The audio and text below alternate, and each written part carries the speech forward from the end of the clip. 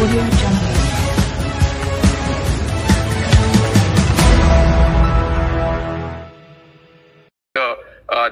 Ahli Dewan Rakyat yang membangkitkan bahawa Indonesia tak ada. Betul lah tak ada, tetapi cuba kita lihat daripada undang-undang yang dia ada, CPC mereka sendiri. Dia boleh tangkapan itu ditangkap 24 jam, kemudian dia boleh tahanan itu diberi tambahan 20 hari lagi oleh Kapolres atau OCPD kita lah. Itu boleh dilakukan oleh mereka terus 20 hari. Kemudian dibawa pula kalau tak puas hati 40 hari lagi dibawa kepada DPP dia. Ini bolehlah. Tapi kita tak ada macam itu. Yang ada kepada kita adalah undang-undang yang khusus, khas untuk ini saja. Untuk keselamatan laluan Menteri. Wah itu jangan nantilah dulu sepang. Cepatlah, lambat nak jawab. Cepat buat apa? Boleh tunggu. Kalau tak boleh tunggu keluar, tak apa. Jadi Yang Muhammad Bruas, sudah argumen hari ini adalah sama ada kita nak salah gunakan kuasa itu. Itu persepsi. Saya nak maklumkan, itu persepsi. Dahulu PH, siapa Menteri Dalam Negeri? PH juga. Jadi tak timbul. Saya ketika itu pembangkang, boleh kata PH salah guna, boleh. Tetapi kita tak kata pun salah guna. Yang penting kepada kita adalah keselamatan negara. Dibuat oleh siapa pun tak apa, asalkan kita menjaga keselamatan dalam negara. Yes, Pang. Okay, terima kasih. Terima kasih kepada speaker, terima kasih kepada Menteri. Menteri, with due respect, you miss the point. Pertamanya Menteri saya katakan, Menteri cakap tadi aspek baru tangkapan je. Sebenarnya Menteri, kalau Menteri lihat from the whole akta itu, Tuan Sri, the law in itself inherently evil. From the get go, orang kata daripada mula-mula lagi dah memang evil. Dia Menteri, bukan isu je salah guna bagi saya. Salah guna tu kalau undang-undang tu baik. Masalah undang-undang sosma daripada mula dah tak baik dah. Saya rasa Menteri tak baca undang-undang ini secara detail. Cuba tengok section 30 sebagai contoh. Tengok banyak section. Contohnya boleh ketepikan akta keterangan dan sebagainya. Tan Sri, Menteri, kalau Menteri faham undang-undang ini, kalau Menteri ada seorang jiwa raga Menteri bersih, Menteri tidak akan menerima benda kotor macam ini. Tadi kata Menteri Beruas puji. Dia bukan puji, dia sindir. Tapi Menteri dia tak faham, susah. Terima kasih. Inilah jenis wakil rakyat yang ada. Angkuh, sombong, konon-konon dia lebih... Setuju. Orang Sombong, tak habis-habis. Saya benarkan Sepang bercakap juga kerana sindir. Tak, saya tak sindir pun. Saya cuma beri peluang untuk penjelasan.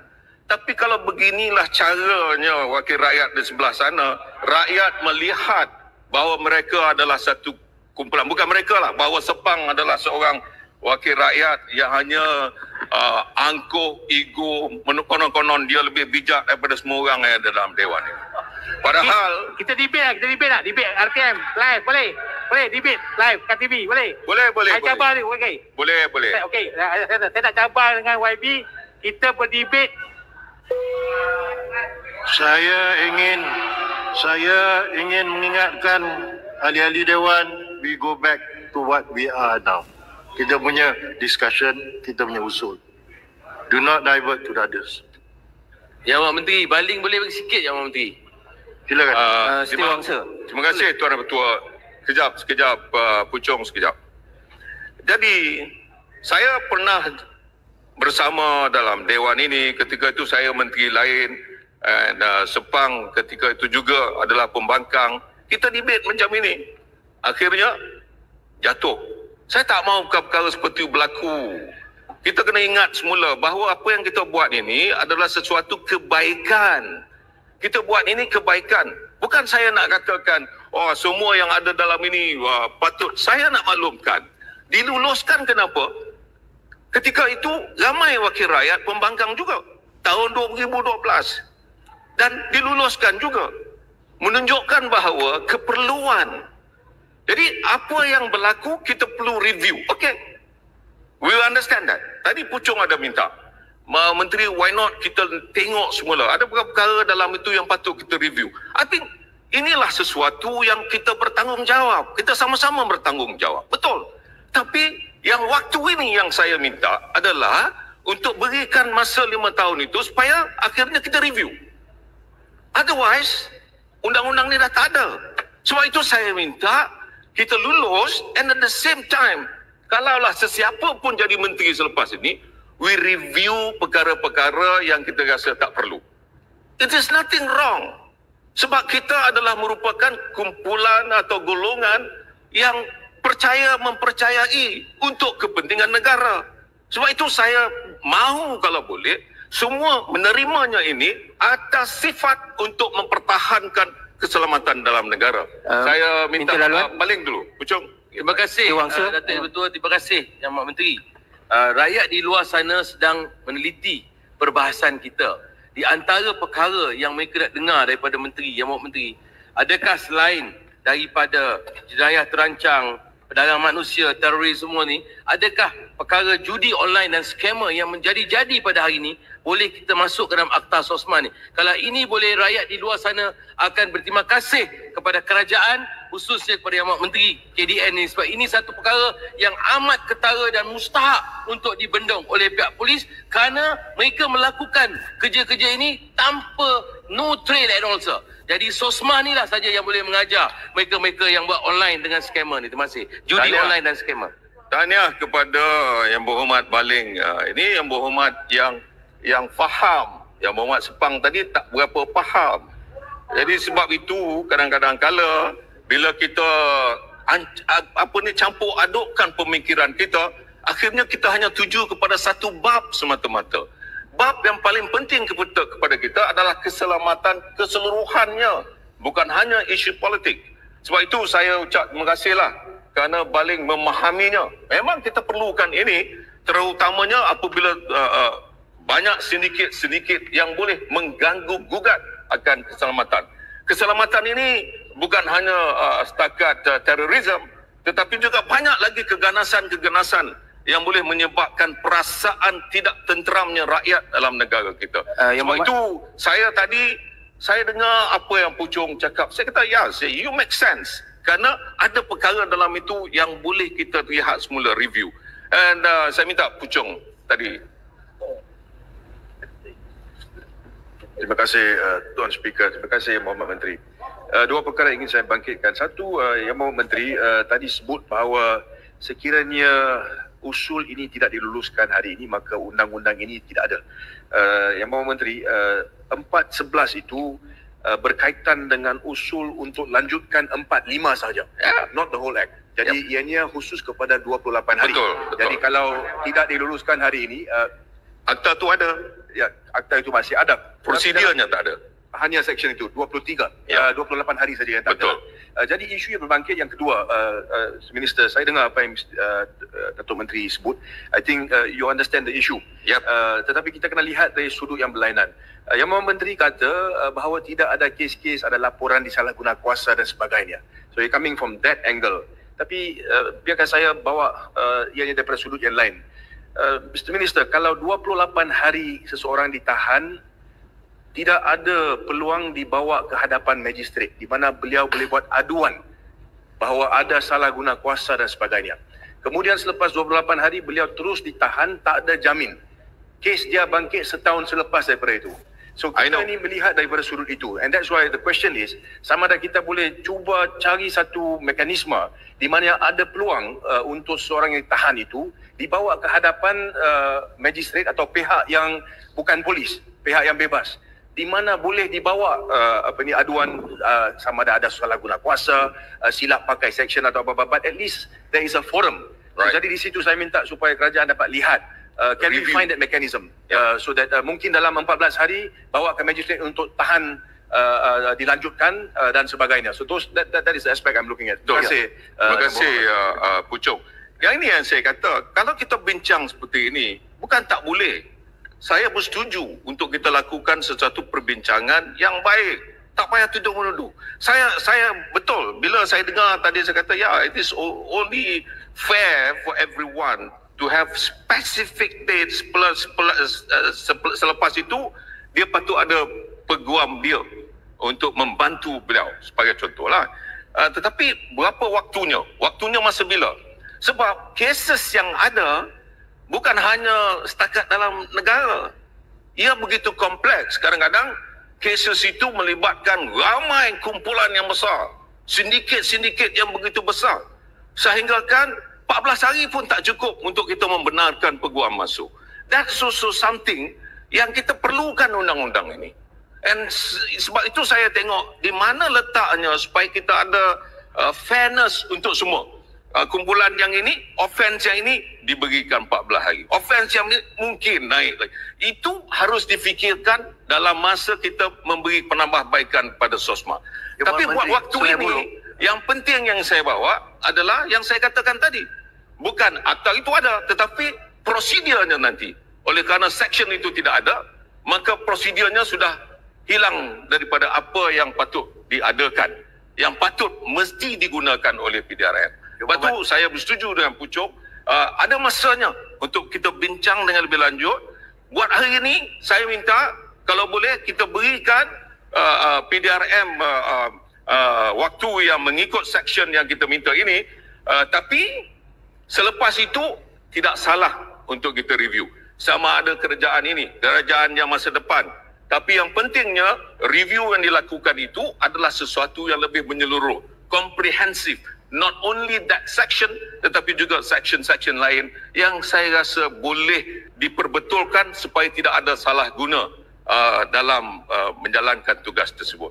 Tuan Menteri, terima kasih. Saya sambung poin yang dibangkit oleh Puchong tadi, di mana cadangan berkaitan dengan akses kepada mahkamah. Cadangan saya kepada Muhammad Menteri dan Untuk Dewan ni ialah kita jangan lanjutkan masa untuk Seksyen 4/5. Apa impak dia? Ialah kita akan rujuk balik, kita bukan akta tidak dipakai seperti yang disahkan oleh Muhammad Menteri. Akta itu masih ada. Hanya 4/5 yang masih tidak ada. Tetapi kita boleh fall back dengan izin kepada peruntukan kanun acara jenayah, di mana dengan jelas polis boleh memohon untuk 14 hari. Tak ada isu. Dan yang poin yang penting, akses kepada mahkamah yang disebut tadi oleh Puchong itu terjamin. Itu yang saja. So maksudnya kalau kita tidak lanjutkan 4/5 pada hari ini, itu tidak bermaksud polis tidak boleh membuat tanggungjawab mereka untuk siasat dan sebagainya. They fall back on the CPC dengan izin. 14 hari itu ada. Yang sekarang digunakan untuk kesalahan-kesalahan yang sangat serius. Pembunuhan, perompakan dan semua. Alright. Terima kasih Sungai Buloh. Saya faham.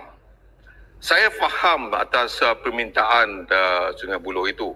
Kan saya dah kata offences tadi. Saya dah beritahu dengan Puchong. Bukan offences yang ini ni sama dengan semua offences. Tadi Baling ada bagi tahu bahawa ada offence yang disalahgunakan di luar negara. Banyak perkara-perkara yang memerlukan juga kerjasama di luar negara. Dan kadang-kadang ini 14 hari pun tak cukup. Kerana kompleks yang ada tadi. Sebab itu saya rasa dalam jadual yang sekarang ini ada, mungkin patut kita berikan sesuatu, offense ini tak payah sehingga berapa 28 hari. Jadi itu harus kita lihat semula. Tapi buat masa ini hanyalah setakat untuk melanjutkan dahulu. The review will come later. Pada saya itu lebih mustahak kerana persoalan hari ini, apakah ini boleh disalahgunakan? Okey, itu harus dibincangkan bersama. Dan sekarang ini kita sebagai satu contoh, MOU yang disign, yang ditandatangani oleh kita semua. We can always sit down and think about that. Ini salah satu yang boleh. Sebab semua, saya rasa tadi saya yakinlah bahawa semua wakil rakyat yang ada di sini sayangkan negara, cintakan negara. Saya minta maaf kalau saya kata yang tak sokong tu maknanya tak sayang kepada negara. Saya minta maaf.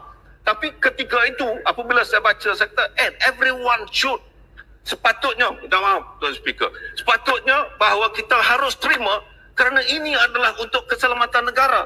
Dan bukan semata-mata kita buat untuk nak menangkap kesalahan politik. Tidak. Saya percayalah, yakinlah.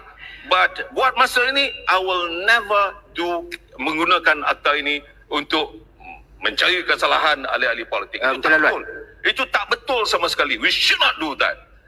Tapi sebabnya oleh kerana kadang-kadang kala persepsi yang ditimbulkan itu menjadi polemik yang menyebabkan orang persoalkan, menyalahgunakan. Padahal perkara yang dilakukan itu, the procedure yang dilakukan itu boleh menyebabkan kesalahan yang lebih besar. Jenayah itu nampak kecil, tetapi ia boleh melibatkan masalah yang lebih besar. Sebab itu kadang-kadang kala terpaksa digunakan semata-mata untuk menyelamatkan masalah yang lebih besar. And all this sepatutnya digariskan secara detail. Inilah masalah kita apabila kita lakukan sesuatu itu tanpa penggunaan detail ayat-ayat untuk masa depan, bukan hanya setakat 5-10 tahun, tapi 50 tahun daripada sekarang. I think all of us, saya minta maaf, sepatutnya kita semua duduk membincangkan tentang isu yang lebih baik untuk kita tentukan keselamatan dalam negara. Ya, silakan. Terima kasih Yang Berhormat Menteri. Sekali lagi saya tegaskan, isu keselamatan kita tak pertikai. Dan bila kita bercakap soal salah guna, SOSMA ni dia tak macam undang-undang lain. The room for abuse is much larger, dengan izin. Misalnya, ya, kategori kesalahan-kesalahan. Saya tak sebut soal politik. Misalnya soal keganasan, pemilikan bahan keganasan. Ada banyak kategori. Ya. Ada yang milik senjata, tetapi juga ada hanya bahan bercetak dan sebagainya. Jadi ada kes-kes, bukan libatkan orang politik, anak keluarga anggota keselamatan di kawasan saya, mereka telah pun ditangkap di bawah SOSMA dan sebagainya, dan tidak ada ruang sebagaimana yang kita sedia maklum untuk mereka ikat jamin ataupun bebas kiranya mereka menang bicara. Jadi ini bagi saya yang kita nak tekankan, bukan hanya soal politik tetapi soal prosedur tu saya harap dapat dijelaskan oleh pihak kerajaan. Dan saya telah pun menjawab tadi sama lebih kurang apa yang Puchong bangkitkan. Saya dah kata, kalaupun kita bincang di sini, saya bukan nak buat pindaan kepada akta ni, tidak. Yang pindaan itu harus kita fikirkan bersama. There are so many things dalam akta itu, betul. Tapi buat masa ini saya minta, sebab PDRM kata they need this one for the time being, and the review can be done later. Itu yang saya maksudkan. Jadi tak payahlah timbul mengatakan, wah ini akan disalahgunakan apa semua. Itu adalah persepsi semata-mata. Walau bagaimanapun, kata Setiawangsa, ada pernah berlaku. Okey, kalau pernah berlaku, kita tengok, kita siasat. Why this thing happen? Sebab apa perkara ini boleh berlaku? Jadi sebab itu, Setiawangsa yang berhormat, saya mohonlah, supaya sekali lagi lah, kalau boleh, kita pastikan ini disambung dahulu, and the review, pindaan penambahbaikan itu harus kita lakukan kalau kita yakin bahawa perkara ini banyak perkara-perkaranya yang patut dibagikan pindaan yang sepatutnya. Silakan Puchong. Terima kasih Yang Berhormat Menteri. Tuan Speaker, izinkan saya. Isu berkaitan, isu yang lain yang berkaitan dengan gazet. Adakah Yang Berhormat Menteri dalam kedudukan untuk memberi sedikit pencerahan berkenaan dengan perlu atau tidak untuk usul ini sekiranya diluluskan, digazetkan keputusan kita hari ini sebelum ianya berkuasa? Saya minta supaya Puchong tengok semula subsection dalam bahagian 2(4)(11) itu. Dalam subsection 5 hendaklah disemak tiap-tiap 5 tahun. Dan hendaklah terhenti berkuat kuasa, melainkan jika apabila semakan dibuat. Jadi kita nak buat semakan, ia terus dilakukan untuk keselamatan negara. Suatu ketetapan diluluskan oleh kedua-dua majlis parlimen, maknanya sini setuju, sana setuju, untuk melanjutkan tempoh kuat kuasa peruntukan itu. Ini tidak langsung mengatakan bahawa setelah diluluskan kita gazet, tak payah. So dia dah berjalan. Cuma kalau tidak dilanjutkan, itu maksud dia. Jadi sebab itu saya yakin apa yang kita buat ini benar, betul, prosedurnya. Cuma yang kita nak tadi hanyalah isu itu saja, iaitu yang kita bawa hari ini untuk semua saudara faham tentang isu yang telah pun saya bawakan, usul yang telah pun saya bawakan. Yang Menteri, saya setuju kalau kita lihat kepada 4/11 ianya begitu nada dia, tetapi in all acts of parliament they do not say it has to be gazetted. Ini perkara administratif. So I think that's something that needs to be looked into, perhaps an opinion from AG's Chambers, kerana ini jadi hal di dalam pengguna pakaian undang-undangan ini di mahkamah. So please look into it. Saya bersetuju, Puchong. Tadi pun saya kata, bila saya tengok ada soalan-soalan ditimbulkan, it comes to my mind, it crossed to my mind bahawa, Tuan Ketua, bahawa ada perkara-perkara yang patut diberikan penambahbaikan. Ya, saya bersetuju. Saya bersetuju tentang itu. Tetapi bila lain kali, insya-Allah. Dan sebab itulah saya mohon supaya saudara buat masa ini kita sokong untuk keselamatan dalam negara. That's all. Itu yang diperlukan. Dan kalau dalam penggal ini, kalau saya sebagai Menteri Dalam Negeri, percayalah isu politik tidak akan digunakan melalui SOSMA ini. InsyaAllah, none of you, kalau ada kesalahan-kesalahan digunakan di bawah ini. Kerana kesalahannya hanya apabila keselamatan. IGP percaya kamu. Sudah. Menteri boleh bagi laluan? Satu perkara saja. Boleh Beruas boleh, Sepang cukuplah. Dia tak apa betul saya dengar. Lumut minta. IGP percaya kamu. Dulu bekas Ketua Negara pun tak percaya pada kamu. Terima kasih Dato' Ketua. Tadi Menteri sudah bersetuju bahawa semakan perlu dibuat kepada SOSMA. Kita masih ada sampai 31 Julai 2022 sebelum Security Offences Special Measure 2012 ini overlaps. Jadi kita lagi lebih daripada lebih kurang 3 bulan lebih. Bawalah pindaan atau review yang ada. Data bersama, kemudian kita kalau setuju, kita lanjutkan. Kalau kita masih ada masa, janganlah tanpa pindaan minta kita luluskan. Itu tak. Menteri pun bersetuju dengan hujah-hujah yang telah dibuat. Jadilah bawalah pindaan yang perlu. Mungkin kita boleh bersetuju. Saya juga bawa perkara yang sama dan bincang dengan pegawai dan juga PDRM. Saya kata, mengapa kita tak bawa the next session? Dia kata ada banyak-banyak perkara. Kadang-kadang bila nak melakukan sesuatu itu, kalaulah, kita mana tahu, kadang-kadang session ini banyak perkara-perkara lain yang menyebabkan ini delay sebagai contoh.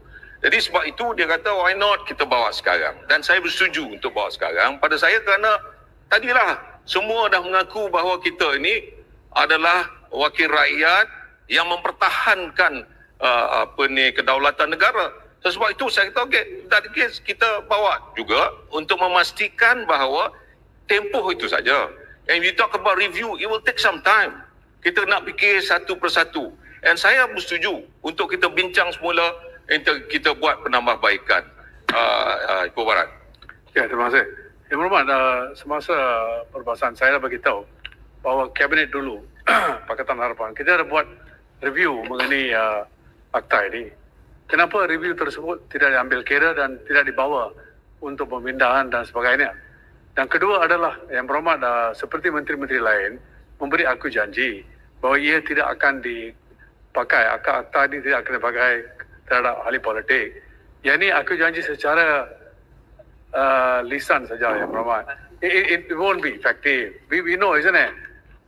Kalau itu menjadi masalah yang besar. Dan yang berhormat, as I've said before, what goes around comes around. Yalah, Yang Berhormat. Ya, sebab tu saya kata ini persepsi.